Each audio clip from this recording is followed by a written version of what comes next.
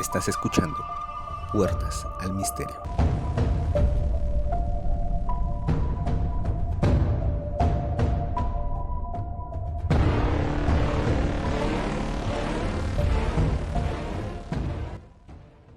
Hay historias que marcan la vida de la humanidad, hechos que repugnan y arrugan el corazón, situaciones de injusticia, abuso de poder, maltrato y maldad. Muchos hechos ignorados, segregados al olvido, víctimas jamás liberadas. Hoy conocerán una historia que tal vez algunos han escuchado y muchos otros ignorado, pero que debe conocerse para jamás repetirse. Buenas tardes y bienvenidos a un nuevo episodio de Puertas al Misterio. Mi nombre es Vanessa López y hoy estaremos contándoles uno de los acontecimientos de guerra más crueles. Buenas tardes Vanessa y buenas tardes a todos nuestros oyentes. Mi nombre es Diego Galindo y hoy hablaremos de la unidad 731. Tal vez el nombre no resuene en muchos de ustedes, pero los hallazgos y testimonios sobre este caso sin duda van a impactar en sus corazones. Para entrar en contexto, debemos decir que la unidad 731 fue un programa de investigación y desarrollo del ejército imperial japonés, en el cual se llevaron a cabo los experimentos más atroces jamás pensados durante la Segunda Guerra Chino-Japonesa, que fue comprendida entre los años de 1937 a 1945, en el marco de la Segunda Guerra Mundial.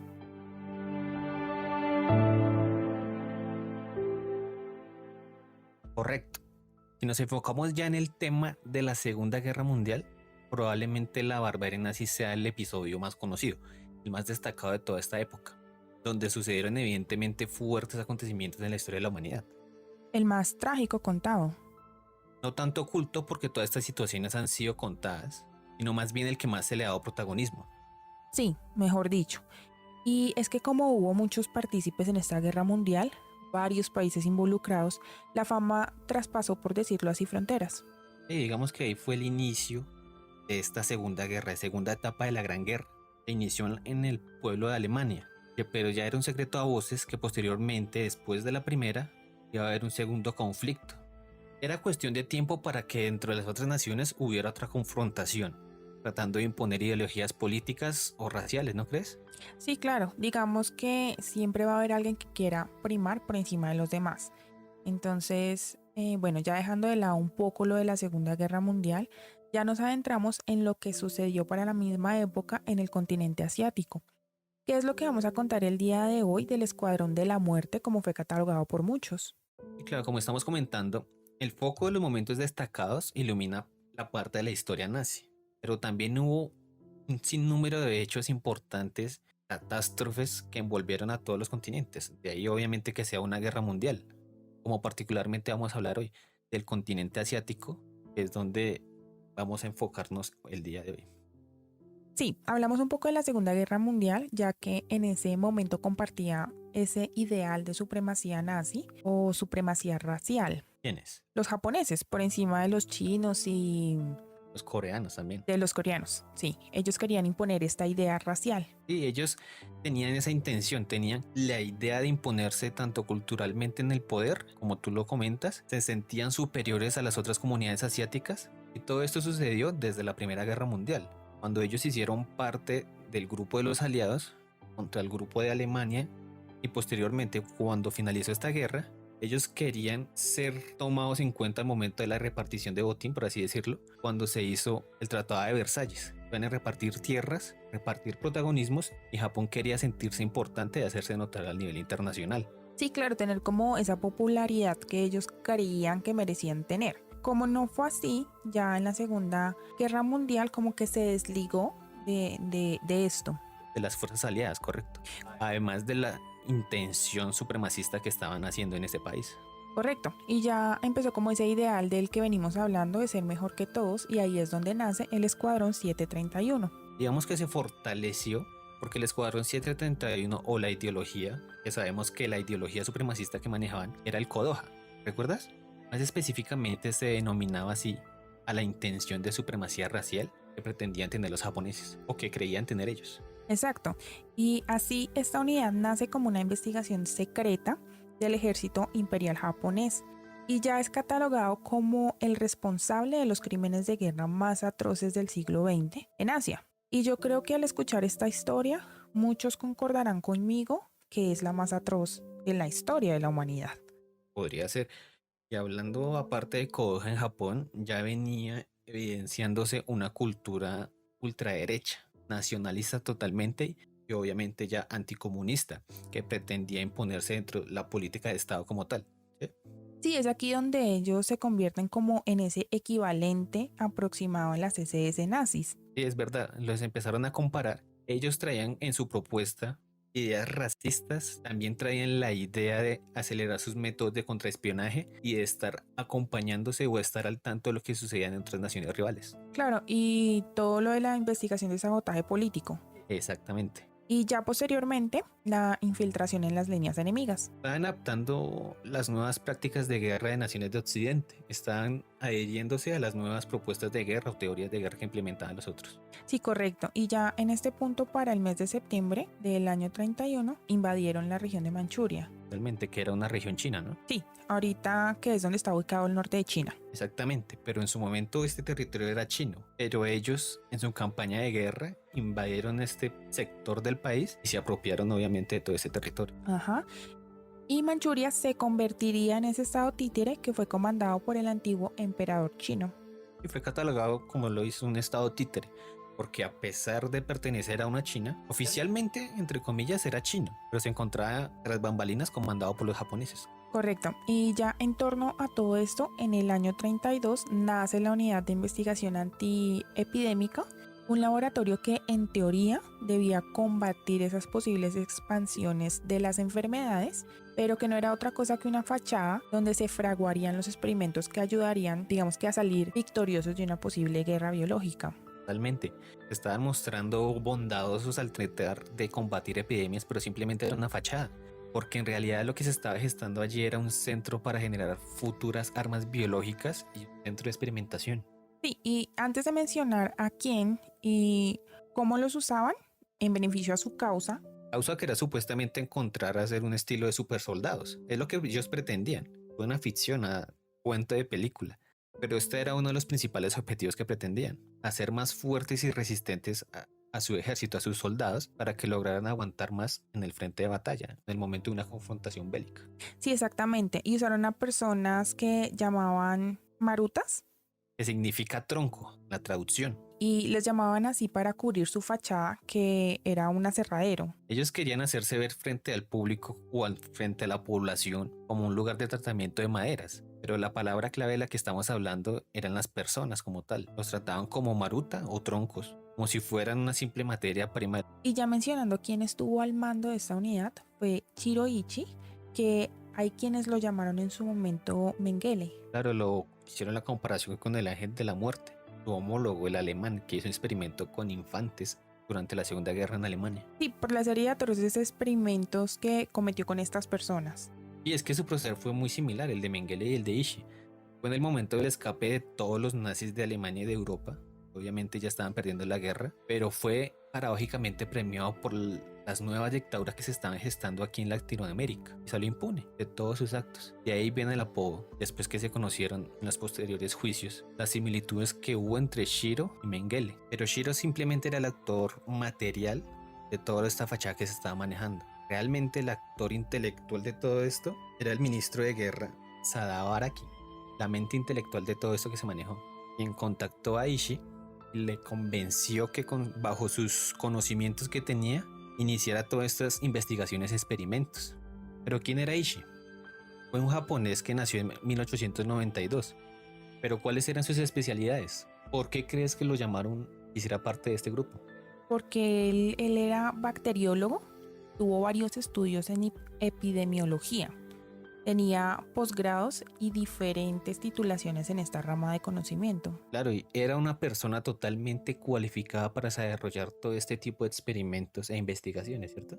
Correcto, aunque su popularidad la obtuvo cuando controló una epidemia de meningitis en la región de Shikoku, una vez que volvió de Estados Unidos, a donde se fue de agregado militar para extender sus conocimientos en el uso de armas químicas y bacteriológicas. Exacto. como dices, mientras él estaba en Estados Unidos, se desató esta epidemia. Él, al regresar, la controló al crear un filtro de agua que frenó la expansión de esta enfermedad como tal. Y empezó, obviamente, con estos logros a destacar dentro de los diferentes rangos militares japoneses. Y fue por esto que obtuvo el mando de la Unidad 731. Y es que Ichi creía firmemente en el ideal de que la guerra moderna solo se podía ganar mediante la ciencia, ¿no? Ya no era algo de fuerza bruta. Claro, porque ya era un secreto a voces donde se comentaba alrededor del mundo que la próxima guerra iba a ser de orden biológico. Y teniendo los antecedentes de que en la primera guerra usaron armas químicas, que posteriormente fueron prohibidas en el Tratado de Ginebra, porque se usaron gas mostaza y cloro, para hacer unos ejemplos. Digamos que aquí es donde inicia todo tipo de experimentos con el supuesto objetivo de mejorar el ejército japonés. Escudándose en ello, cometieron todo tipo de aberraciones con todas estas personas, en su mayoría de nacionalidad china. ¿Verdad? Pues allí en Manchuria, donde dejaron las instalaciones de investigación o experimentación, también había coreanos, soviéticos, mongoles y muchos prisioneros de guerra y algunos norteamericanos. Y claro, ellos no respetaban, digamos, como esa ideología de nada, ni la edad, ni el género. Y no respetaban régimen político, nacionalidad ni nada, porque también experimentaban con niños, mujeres y hasta mujeres embarazadas. No importaba la condición o el estado de la persona con la que fueran a tratar. Lo que ocurrió en aquel complejo produce escalofrío, pues haciéndoles creer que trabajaba de vacunas, a los prisioneros se les inyectó todo tipo de enfermedades. Y les inyectaban enfermedades como era la peste, el cólera, tifus, tuberculosis. También les generaban deshidratación extrema, totalmente exponiéndola a todos a unas condiciones infrahumanas. También se les obligó a mantener relaciones sexuales entre ellos para estudiar los efectos de enfermedades de transmisión sexual como la sífilis y la gonorrea. Y como lo veníamos diciendo, se estaban anticipando a lo que podía pasar ante una posible guerra de armas biológicas, buscando alternativas, buscando nuevos métodos de asesinato o de generar réditos en una campaña de guerra con diferentes enfermedades infecciosas. Se comentaba que también empezaron a usar muchas pulgas entre sus estudios para infectar a diferentes comunidades que encontraban en el campo de concentración. Y digamos que no solo en el campo de concentración, o sea, ya salían de ese campo para infectar también a la población en general. Ya no iban a exponerse dentro del campo de concentración, dentro de la fábrica, que iban a ser resultados devastadores para ellos mismos. Entonces empezaron a hacer este tipo de experimentos o pruebas en lugares aledaños. Porque hay un caso que al principio querían implementar un arma de peste bubónica, la enfermedad que transmiten las ratas. Y de las ratas pasan a las pulgas y estas son los vectores hacia los humanos, ¿cierto? Sí, correcto. Pretendían hacer un misil relleno de pulgas para que al momento de que hiciera explosión transmitiera la peste bubónica a toda la población que quisieran afectar. Claro, pero al principio fue algo que se truncó. Fue un fracaso rotundo. Sí, porque pues las pulgas explotaban. Claro, ante el calor, y entonces al momento de la explosión frustraba todas las intenciones que tenía. Pero a alguien del distrito, de la unidad, le ocurrió hacer un misil, un proyectil rodeado de cerámica para que ya no sucediera este caso y no fuera otro fracaso. Y claro, ya con eso era más fácil infectar, o sea, ya no se morían las pulgas. Total. Y porque se logró que este proyectil funcionara. Inclusive al día de hoy hay sectores aledaños a lo que fue la unidad 731 que deben tener cuidado con las ratas o roedores que allí hay, porque muchas personas aún presentan secuelas de estos experimentos.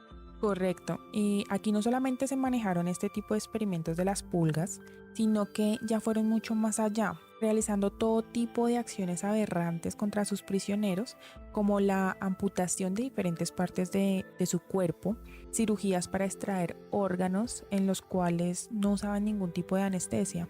Sí, lo que comentan es que al abrir las personas sin anestesia y estando vivas todavía, era más fácil medir el estudio de cómo y cuándo podrían soportar el organismo sin diferentes partes del cuerpo. También querían ver cómo funcionaban las mujeres embarazadas al momento de extraerle órganos.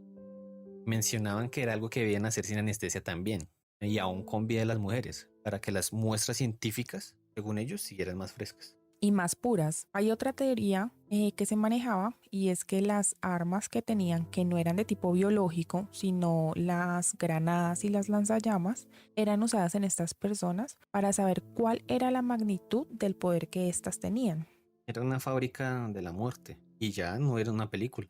Se enfocaban en estudiar enfermedades, hacían vivisecciones. También los exponían a diferentes armas, como tú lo decías, y esto con el objetivo de mejorar su arsenal. Por eso es que se dice que adentro, como tal, hay que hacer la salvedad dentro del campo de concentración fallecieron entre 3.000 y 12.000 personas aproximadamente. Sí, digamos que no se tiene un aproximado porque hubo muchas personas que también murieron fuera de ese campo. Con todo esto hay muchas secuelas de esos experimentos que hay gente muriendo aún.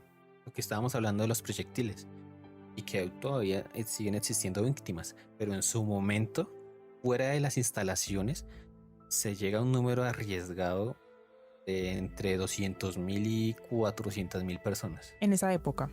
Correcto, y muchas más. Vale la pena hacer la aclaración que tú dices, porque hasta hoy en día sigue habiendo secuelas y personas afectadas por la contaminación que se generó en su momento. Y es que también hubo otros experimentos donde a estas personas se les inyectaba orina de caballo o agua de mar y sangre de otros animales. Los privaban de alimento, de agua, del sueño, para saber cuánto podían resistir. Y lo que veníamos diciendo, todas las prácticas que estaban haciendo era con la intención de exponerlos a situaciones extremas, para saber hasta qué punto podría resistir un organismo, y los ponían en este tipo de situaciones. También había otro experimento u otra metodología que hacían, era la congelación, exponerlo a bajas temperaturas a ver cómo respondía el organismo de todos estos prisioneros. Pero era por épocas, no era que tuvieran una máquina de congelación. No, totalmente, aprovechaban las épocas del año para sacar todos sus experimentos y metodologías. Y eso de la congelación lo hacían en diferentes formas. A algunos los dejaban desnudos, les daban una manta mojada, a otros los cubrían, pero con ropa que no era de invierno, y así pues ellos podían saber cuánto aguantaba cada persona en cada situación. Correcto, anticipándose a una posible confrontación y prever de todos estos conocimientos a sus tropas. También los alimentaban con comida hipercalórica, comida rancia, para saber cuánto aguantaban y qué efectos tenían dentro del cuerpo. Y más en esa época de guerra, necesitaban saber todos estos datos para saber cómo racionar los alimentos y qué tipo de comidas darle a aquellas personas que estaban luchando en el frente. Y en esa época de guerra necesitaban saber todas estas cosas, cómo iban a racionar los alimentos, la comida, qué tipo de alimentos brindarles a todas las tropas que estaban obviamente en el frente. Porque relacionando el racionamiento de comida y las bajas temperaturas fue lo que les sucedió a los nazis en la Operación Barbarossa contra los soviéticos.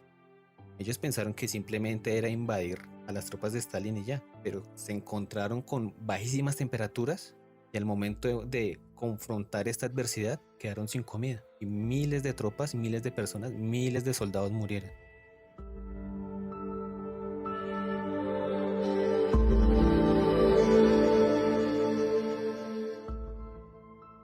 Después de investigar este caso, leer y ver imágenes, uno piensa cómo es posible que hayamos escuchado tanto de lo que ocurrió en el Holocausto y nada de lo que ocurrió en esta unidad, porque es demasiado cruel. Y no digo que lo de los nazis no lo fue, pero es que esto no tiene ningún tipo de presentación. He visto películas que son inspiradas en todo lo que pasó en Alemania y que me han hecho llorar, pero este caso, cuando lo vi, cuando lo leí, termina uno partiéndolo emocionalmente. Es totalmente repugnante todo lo que se dice. Las imágenes pueden buscarlas en Google y se van a dar cuenta que verdaderamente no es una exageración. Se pueden dar una idea más clara de todas las atrocidades que se cometieron. Lo que tú dices, es llamativo como toda esta situación, todo este caos pasó inadvertido, como si las muertes o las afectaciones que generaron fueran menos importantes. Y porque a pesar de todo esto, la situación y los involucrados quedaron impunes.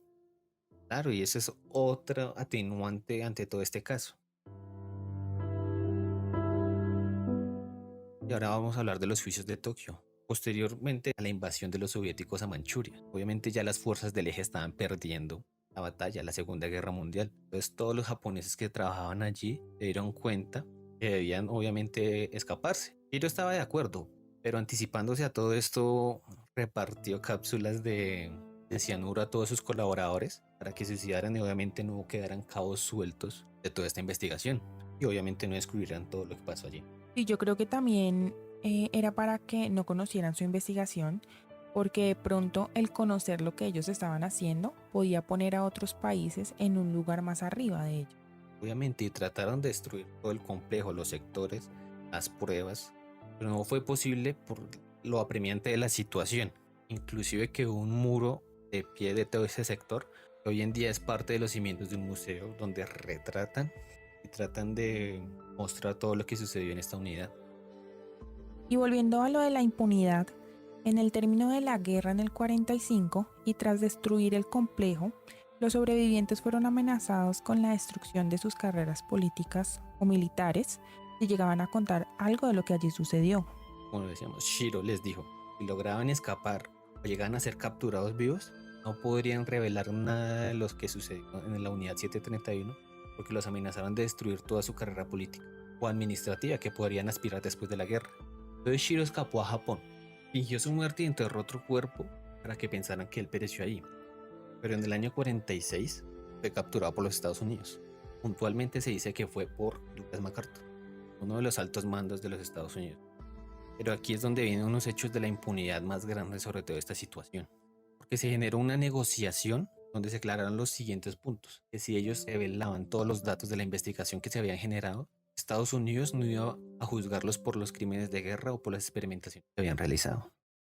Sí, esa fue la negociación con ellos. Y pues los americanos pensaban que era la mejor forma de calmar los ánimos con Japón. Y es que en una misiva de MacArthur, él describió a Washington: la información será retenida en canales de inteligencia, no será empleada como evidencia de crímenes de guerra. Por eso decimos que quedaron impunes, porque a la final los juicios de Tokio fue toda una pantomima, teatro. Sí, porque condenaron a varios dirigentes a la horca, pero al final no pasó nada. Lo que se comenta es que el juicio ya estaba viciado porque la fiscalía, los jueces, ya se encontraban en el mismo bando. Y al final todo esto fue desestimado, alegando que no había las suficientes pruebas para condenar los actos. Por parte de los juicios de Tokio y Estados Unidos, esto iba a quedar así nomás. Pero los soviéticos no se quedaron quietos y condenaron y además ejecutaron a algunos de los participantes de toda esta masacre.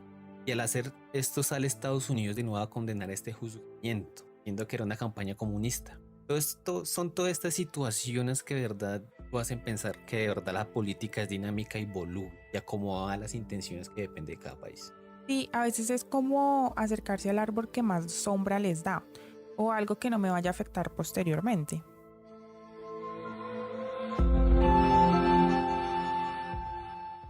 Años después empezaron a recopilar testimonios de uno de los miembros que aún quedaba vivos de la unidad 731.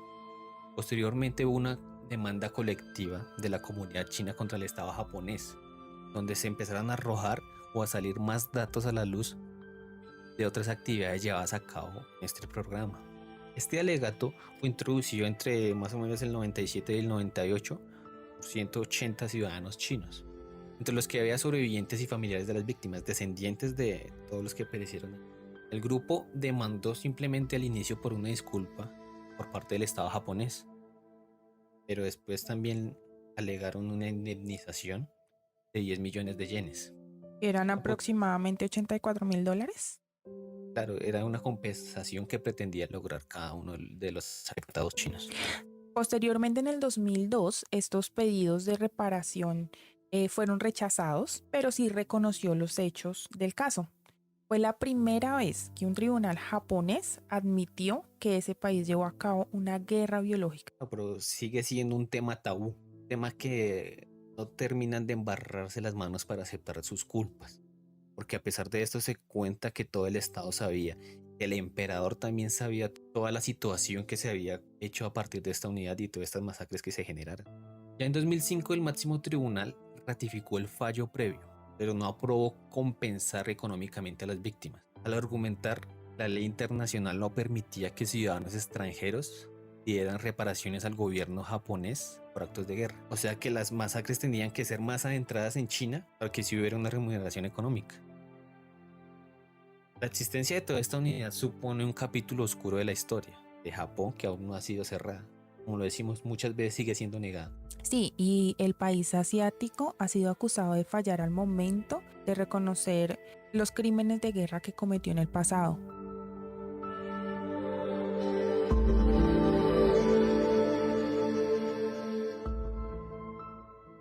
No se trata obviamente de una campaña contra los japoneses. Obviamente todo esto ya pasó a la historia. Se trata de que todo mundo va a aceptar sus culpas, sus fallos, todos sus errores que cometieron. como lo hicieron los alemanes. En su propio país todos aceptan los fallos que cometieron contra los judíos o contra la humanidad. Entonces muchos de la comunidad china pretenden que esto hagan los japoneses.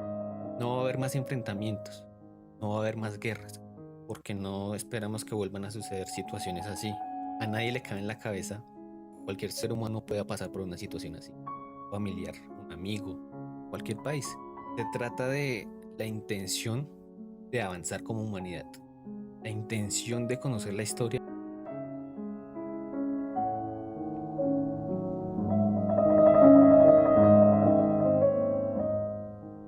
Y con esto terminamos nuestro programa de hoy. Nos escuchamos en un próximo episodio de Puertas al Misterio, donde la realidad es más fuerte que la ficción. Recuerden seguirnos en nuestras redes sociales, denle like, comenten, compartan y gracias por escucharnos.